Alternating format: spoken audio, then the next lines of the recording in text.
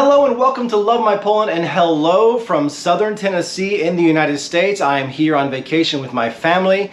We live right on the border between Alabama and Tennessee, and I have a really unique topic for you today because in the 20 years I've been teaching in Poland, 20 plus years, I get questions all the time about this area. Do we get so many tornadoes? Do we have so many hurricanes? Is what we see in the movies and on the news, is it really the case here? And I have to say, unfortunately, it is. In 2011, we had a terrible tornado come through and hit the area, Huntsville, Alabama. A neighborhood just a few miles from us was completely leveled. A lot of people died. It's tragic. And during that time, my parents decided to build a tornado shelter right here to protect all of us. And that tornado shelter is just right here behind me. You know, if you've seen the movie Twister from 1996, you probably remember that scene at the beginning where the little girl went down, the family went down, the father was trying to hold the roof of that tornado shelter tight, and unfortunately he was sucked out, and that kind of set the tone for the whole movie. We have to deal with that, and today I really want to tell you, I want to show you what an above ground tornado shelter looks like. This is ours. We're going to get right into this. I'm going to show you a few fascinating things. Let's get right to it.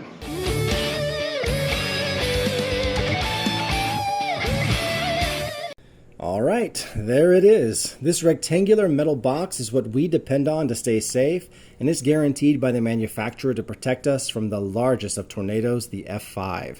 And they guarantee that it can withstand winds of 260 miles per hour, which is about 420 kilometers per hour. And it will even withstand the force of our house collapsing on top of it. Let's go inside and take a closer look at it. The first thing that hits me is that I feel completely closed in. I have to admit I struggle with claustrophobia, so this is a little tough for me. But as I take my mind off my phobia, what mainly stands out is the solid thick steel.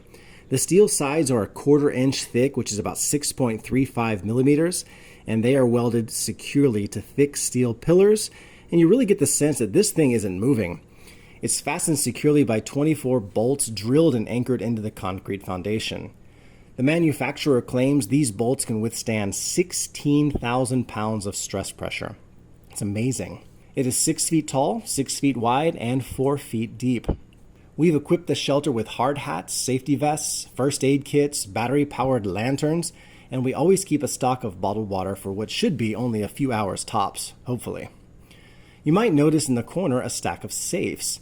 We keep some of our most valuable possessions, mostly pictures and documents, in these safes. Under the bench seating area, we've got heavy hammers to help open the door if the door is blocked by debris.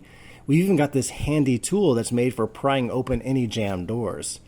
You might be wondering where the air comes in, and I like how it's conveniently made with a protected vent to ensure air can flow in and nothing else. We make sure to store power banks to keep phones charged for radios and communications so that safety workers can rescue us. So let's imagine we hear the tornado sirens and the TV or radio has warned us to take cover. We run inside, slide the large door closed, and we hammer in these 3 red T-bolts until they're locked in place. I can only imagine at this point that people must do a lot of praying. Now you're probably wondering how much something like this costs. Well, back in 2011 when my parents bought it, a shelter like this one went for around $8,000 US. But the government will subsidize a significant chunk of it. In our case, it was about 50%. Well, thank you so much for watching this episode today. I really hope that some of you found it useful maybe or fascinating. If you have any other questions on this topic, maybe that I didn't address about this, put it in the comments section. Hopefully I'll be able to get to all of those and answer those questions for you.